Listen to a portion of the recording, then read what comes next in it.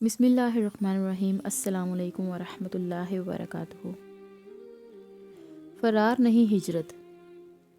ایک اور غلط فہمی بھی دور ہونی چاہیے۔ رسول اللہ صلی اللہ علیہ وآلہ وسلم مکہ سے معاذ اللہ ثم معاذ اللہ جان بچا کر نہیں بھاگے تھے۔ جس کسی کا بھی یہ تصور ہو وہ اپنی اصلاح کر لے۔ ہمارے کچھ تجدد پسند دانشور مستشرقین کی تحریروں سے متاثر ہو کر ایسا تصور رکھتے ہیں۔ یہ حضرات ہجرت کا واقعہ کا ذکر فلائٹ ٹو مدینہ یعنی مدینہ کی طرف فرار کے الفاظ سے کرتے ہیں۔ وہ اسے ہجرت نہیں کہتے۔ ہجرت اور فرار میں زمین و آسمان کا فرق ہے۔ رسول اللہ کے متعلق اس تصور کا ذرا سا شائبہ بھی کسی کے ذہن میں ہو تو وہ اسے خرش دے، ورنہ وہ اپنے ایمان کی خیر منائے۔ یہ بالکل ویسے ہے جیسے سورہ انفال میں آیا ہے کہ جنگ میں پیٹھ دکھا دینا بہت بڑا جرم اور ناقابل معافی گناہ ہے، سوائے اس کے کہ پینترا بدلنا ہو یا یہ کہ پیچھے جو نفری ہے اس تک پہنچ کر پھر حملہ کرنا مقصود ہو۔ تو ہجرت در حقیقت باطل کے خلاف پینترا بدلنا تھا۔ رسول اللہ صلی اللہ علیہ وآلہ وسلم نے ایک متبادل مرکز الٹرنیٹ بیس کی حیثیت سے پہلے طائف کا انتخاب کیا، لیکن طائف والوں کی قسمت میں یہ سعادت نہیں تھی۔ اللہ تعالیٰ نے یہ خوش قسمتی اور سعادت یثرب کے لیے رکھی تھی، چنانچہ اہل یثرب چل کر آئے اور جناب محمد رسول اللہ کو اپنے یہاں آنے کی دعوت دے آئے، بلکہ اس کی منظوری لے آئے۔ اب حضور صلی اللہ علیہ وآلہ وسلم کو اللہ تعالیٰ کی جانب سے اس گھڑی کی اجازت ملنے کا انتظار تھا جس گھڑی ہجرت کرنا تھی۔ جوں ہی اجازت آئی حضور عازم ہجرت ہوئے اور سوئے یثرب کوچ فرمایا۔ لیکن حضور یہاں کھجوروں کے درختوں کی ٹھنڈی چھاؤں میں آرام فرمانے نہیں آئے تھے، معاذ اللہ ثم معاذ اللہ۔ تپتی راہیں مجھ کو پکاریں، دامن پکڑے چھاؤں گنیری۔ ٹھنڈی چھاؤں سب کو پسند آتی ہے، لیکن رسول اللہ صلی اللہ علیہ وآلہ وسلم تو غزوہ بدر سے پہلے بنفس نفیس 4 مہموں میں تشریف لے گئے۔ حضور صلی اللہ علیہ وآلہ وسلم نے تو ٹھنڈی چھاؤں میں آرام نہیں کیا۔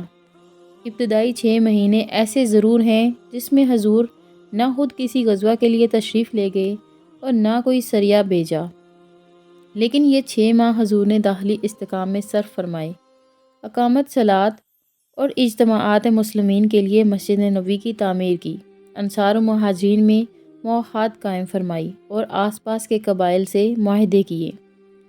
ان کاموں کو سنبھالنے کے بعد رسول اللہ نے فوراً اقدامات کا آغاز فرما دیا۔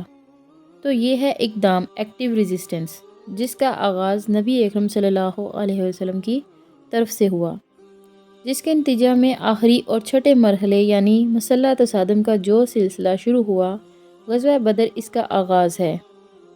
یوم البدر 17 رمضان المبارک 2 ہجری ہے۔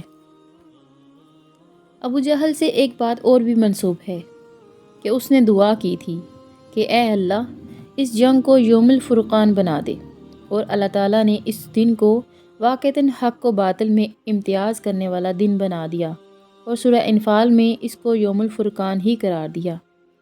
واقعہ یہ ہے کہ ہجرت اور غزوہ بدر ہی دین اللہ کے بالفعل غلبہ کی تمہید بنے۔ غزوہ بدر کا معرکہ کا راز۔ اس خبر کے بعد کہ ابو سفیان کا قافلہ خیر و عافیت سے مکہ پہنچ گیا ہے، عتبہ بن ربیعہ نے حکیم بن حزام کی تجویز پر یہ کوشش کی تھی کہ جنگ ٹل جائے۔ اس پر ابو جہل نے اسے طعنہ دیا تھا کہ معلوم ہوتا ہے کہ بیٹے کو مد مقابل دے کر تمہاری ہمت جواب دے رہی ہے، اور محبت پدری سے مغلوب ہو کر تم یہ تجویز لے کر آئے ہو کہ جنگ نہ ہو۔ یہ ایسا طعنہ تھا جو عتبہ کو گھائل کر گیا، اور اس طرح صلح جو لوگوں کی جانب سے جنگ کو ٹالنے کی کوشش ناکام ہو گئی۔ چنانچہ اگلی صبح جب دونوں لشکر آمنے سامنے ہوئے تو سب سے پہلے عتبہ اپنے بھائی شیبہ اور اپنے بیٹے ولید کو لے کر نکلا اور مبازرت طلب کی۔ اہل ایمان کے لشکر سے 3 انصاری صحابی رضی اللہ عنہ مقابلہ کے لیے نکلے۔ عتبہ نے چیخ کر پوچھا، من انتم؟ من القوم؟ انہوں نے اپنے نام بتائے۔ عتبہ نے کہا کہ تم ہمارے برابر کے نہیں ہو، ہم تم سے لڑنے نہیں آئے۔ پھر چیخ کر پکارا، محمد صلی اللہ علیہ وآلہ وسلم، ہماری توہین نہ کرو، ہم ان کاشتکاروں سے لڑنے کے لیے نہیں آئے ہیں، ہمارے مقابلے کے لیے انہیں بھیجو جو ہمارے برابر کے ہیں، جو ہمارے مد مقابل ہیں۔ ایک روایت میں آتا ہے کہ اس موقع پر باپ کے مقابلہ میں بیٹا یعنی عتبہ کے مقابلے میں حضرت ابو حذیفہ رضی اللہ عنہ نے نکلنا چاہا، لیکن نبی اکرم صلی اللہ علیہ وسلم نے انہیں روک دیا۔ پھر حضرت حمزہ، حضرت علی، حضرت عبیدہ بن حارث بن عبد المطلب، 3 صحابی رضی اللہ عنہ مقابلہ کے لیے نکلے۔ حضرت حمزہ رضی اللہ عنہ نے عتبہ کو اور حضرت علی نے شیبہ کو جلد ہی واصل جہنم کر دیا، لیکن حضرت عبیدہ رضی اللہ عنہ کا ولید بن عتبہ سے شدید مقابلہ ہوا۔ دونوں کا بیک وقت ایک دوسرے پر کاری وار ہوا۔ حضرت عبداللہ رضی اللہ عنہ کی ٹانگیں کٹ گئیں اور وہ گر پڑے تو حضرت حمزہ رضی اللہ عنہ اور حضرت علی رضی اللہ عنہ آگے بڑھے اور ولید کو ختم کیا، اور حضرت عبیدہ رضی اللہ عنہ کو جو جان بلب تھے اٹھا کر لے آئے۔ انہوں نے کہا، مجھے نبی اکرم صلی اللہ علیہ وسلم کے قدموں میں لے چلو۔ وہاں پہنچ کر انہوں نے حضور صلی اللہ علیہ وسلم سے عرض کیا کہ میرے متعلق فرمائیے۔ حضور نے فرمایا، تمہیں یقیناً جنت ملے گی۔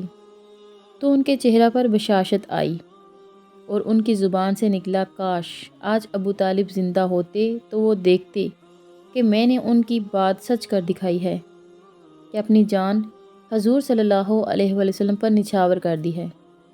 بات یہ تھی کہ جب مشرکین مکہ کا جناب ابو طالب پر شدید دباؤ پڑتا کہ تم اور بنو ہاشم محمد صلی اللہ علیہ وسلم کی حمایت سے دستکش ہو جاؤ تاکہ ہم ان سے نمٹ لیں، یعنی نعوذ باللہ آپ صلی اللہ علیہ وسلم کو قتل کر دیں، تو عام طور پر جناب ابو طالب اس وقت ایک شعر پڑھا کرتے تھے جس کا ترجمہ کچھ یوں ہے کہ تم محمد صلی اللہ علیہ وسلم پر اس وقت تک قابو نہیں پا سکو گے جب تک ان کی حفاظت میں ہمارا بچہ بچہ کٹ کر نہ مرے گا۔ حضرت عبیدہ رضی اللہ عنہ کا انتقال میدان بدر میں نہیں ہوا، بلکہ فتح کے بعد جب اسلامی لشکر مدینہ منورہ واپس جا رہا تھا تو راستہ میں ان کا انتقال ہو گیا، چنانچہ ان کی قبر میدان بدر سے آگے مدینہ منورہ کے راستے میں ہے۔ بہرحال 17 رمضان المبارک 2 ہجری کو میدان بدر میں باقاعدہ اور دو بدو جنگ کی صورت میں اندرون عرب انقلاب محمدی علی صاحبات الصلاۃ والسلام کے چھٹے اور آخری مرحلہ یعنی مسلح تصادم کا آغاز ہو گیا۔ اس غزوہ میں قریش کے سرکردہ لوگوں میں سے ابو سفیان اور ابو لہب کے علاوہ باقی قریباً تمام ہی کھیت رہے۔ واضح رہے کہ ابو سفیان چونکہ تجارتی قافلے کے ہمراہ تھے لہٰذا وہ اس جنگ میں شریک نہیں ہوئے تھے۔ اسی طرح ابو لہب بھی جنگ میں شریک نہیں تھا اور اس نے اپنی جگہ کرائے کا فوجی بھیج دیا تھا۔ قریش کے کل 70 لوگ جو مقتول ہوئے، جن میں ابو جہل بھی مارا گیا، عتبہ بن ربیعہ اس کا بھائی اور بیٹا قتل ہوئے۔ اسی طرح نضر بن حارث، امیہ بن خلف، عتبہ بن ابی معیط جیسے مشرکین جو نبی اکرم صلی اللہ علیہ وسلم اور صحابہ کرام رضی اللہ عنہ کے خون کے پیاسے تھے، گاجر مولی کی طرح کٹ کر رکھ دیے گئے۔ سنت اللہ کا ظہور۔ غزوہ بدر میں مٹھی بھر مسلمانوں کے ہاتھوں قریش کی شرمناک ہزیمت اور ان کے 70 سربراہ لوگوں کا کھیت رہنا اصل میں یہ عذاب الہی تھا۔ اللہ تعالیٰ کی سنت یہ رہی ہے کہ جب وہ کسی قوم یا ملک کی طرف کسی رسول کو بھیجتا اور وہ قوم انکار پر اس درجہ اڑ جاتی تھی کہ رسول کی جان لینے کے در پہ ہو جائے، یہاں تک کہ رسولوں کو وہاں سے ہجرت کرنی پڑے، تو رسول اور ان کے ساتھیوں کی ہجرت کے بعد اس قوم پر عذاب کا آنا لازم ہوتا تھا۔ رسول اور ان کے صحابہ کو بچا لیا جاتا اور پوری قوم ہلاک کر دی جاتی تھی۔ البتہ عذاب الہی کی صورتیں اور نوعیتیں مختلف رہی ہیں۔ ایسا بھی ہوا ہے کہ پوری قوم کو ایک عظیم طوفان کے ذریعہ غرق کر دیا گیا، جیسے حضرت نوح علیہ السلام کی قوم کے ساتھ معاملہ ہوا، اور کہیں ایسا ہوا کہ پوری کی پوری قوم کو ان کی بستیوں کے اندر ہی ختم کر دیا گیا، جیسے کہ قوم لوط، قوم عاد اور قوم سمود کی بستیاں۔ سورہ الاحقاف آیت نمبر 25۔ تدمر کل شیء بامر ربها فاصبحوا لا یری الا مساکینہم۔ کہیں ایسا ہوا کہ اہل تمرد کو زمین میں دھنسا دیا گیا، جیسے قارون کے ساتھ معاملہ ہوا، اور کہیں ایسا بھی ہوا کہ کفار و مکذبین کے سربراہ لوگوں کو چیدہ چیدہ ان کی بستیوں سے باہر نکالا گیا اور ان کو عذاب الہی نے بلیا میٹ کر دیا، جیسے آل فرعون کو حضرت موسیٰ علیہ السلام کے تعاقب میں نکالا گیا اور ان کو سمندر میں غرق کر دیا گیا۔ سورہ عنکبوت میں ان چاروں انواع کے عذاب کا ذکر بائیں الفاظ فرمایا گیا ہے۔ سورہ عنکبوت آیت نمبر 40 ہے۔ اس کا ترجمہ: آخرکار ہر ایک کو ہم نے اس کے گناہ میں پکڑا، پھر ان میں سے کسی پر ہم نے پتھراؤ کرنے والی ہوا بھیجی اور کسی کو ایک زبردست دھماکے نے آ لیا اور کسی کو ہم نے زمین میں دھسا دیا اور کسی کو غرق کر دیا۔ آل فرعون کے ساتھ جو معاملہ ہوا، اس سے ملتا جلتا معاملہ قریش مکہ کے ساتھ کیا گیا۔ یہاں اسی سنت اللہ کا ظہور ہمیں صرف اس فرق کے ساتھ ملتا ہے کہ آل فرعون کو تو سمندر میں غرق کر دیا گیا، لیکن قریش کے جو نامی گرامی سردار نبی اکرم صلی اللہ علیہ وسلم کو ایذا پہنچاتے رہے تھے، جو حضور صلی اللہ علیہ وسلم کے خون کے پیاسے تھے، جو تو حیدر کی انقلابی دعوت کے شدید مخالف تھے، ان سب کو میدان بدر میں کھینچ لایا گیا اور انہیں اہل ایمان کے ہاتھوں قتل کرایا گیا۔ اسی سنت اللہ کی جانب اشارہ سورہ انفال کی آیت نمبر 17 کے آغاز میں ہے کہ فَلَمْ تَقْتُلُوهُمْ وَلَكِنَّ اللَّهَ قَتَلَهُمْ۔ اے مسلمانوں، تم نے ان مشرکین مکہ کو قتل نہیں کیا بلکہ اللہ نے انہیں قتل کیا ہے۔ ابو لہب میدان میں نہیں آیا تھا، لیکن عذاب الہی سے وہ بھی نہ بچ سکا۔ چنانچہ غزوہ بدر کے کچھ ہی دنوں بعد وہ مکہ کے اندر ہی پلیگ جیسی کسی بیماری میں مبتلا ہو کر نہایت عبرت ناک موت سے دوچار ہوا۔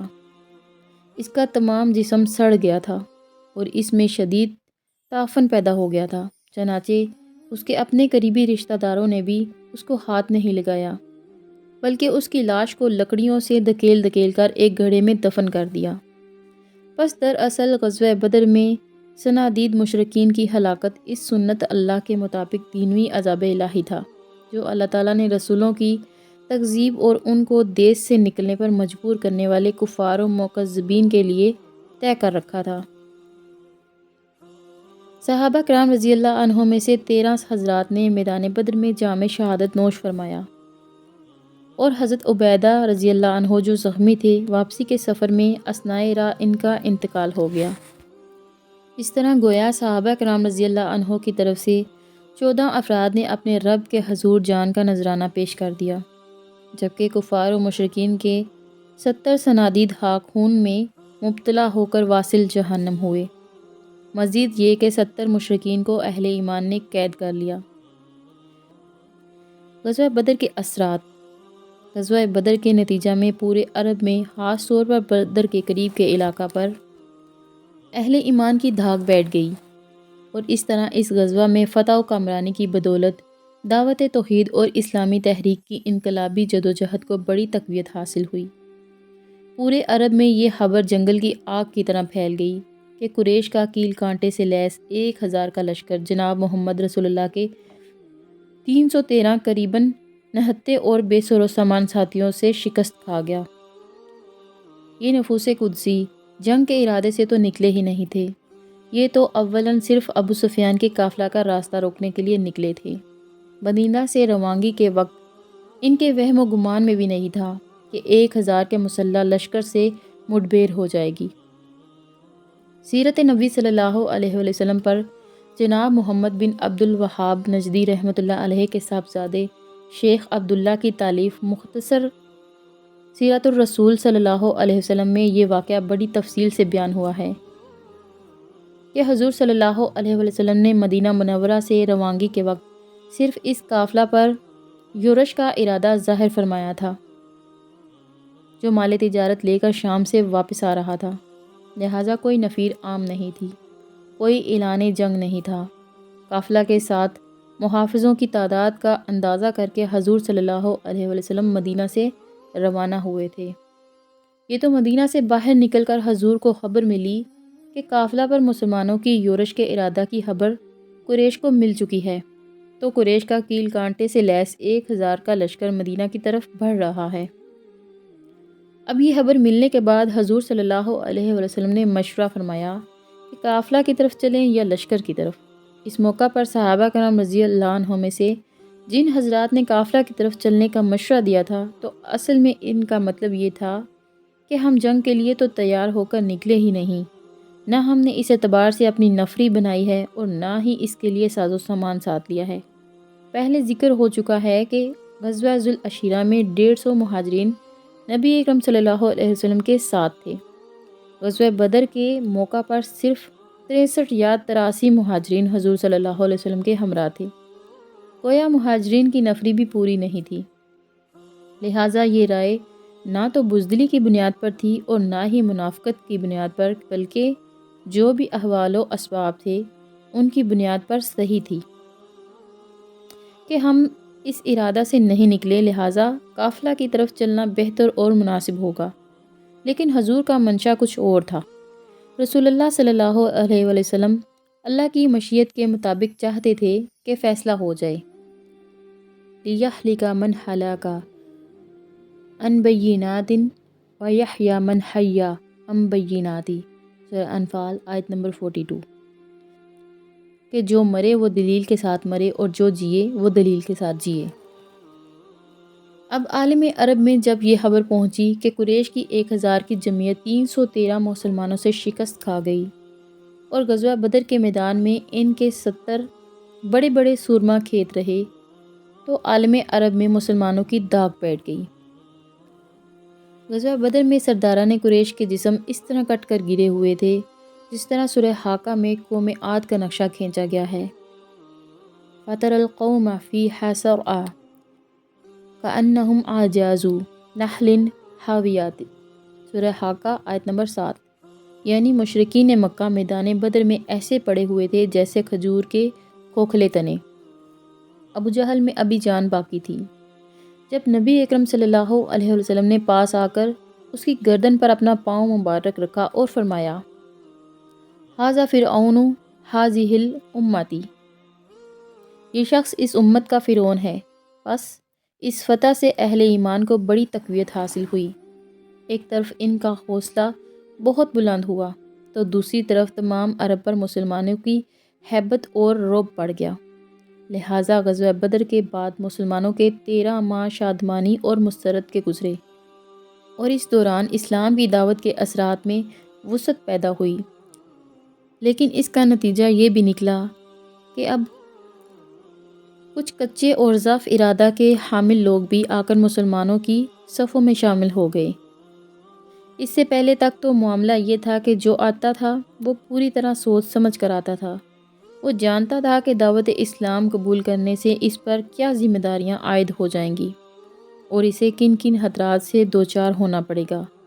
اسے ہر لمحہ جان ہتھیلی پر رکھنی ہوگی اور اس راہ میں مشکلات کے پہاڑ آئیں گے، مصائب و شدائد سے سابقہ پیش آئے گا۔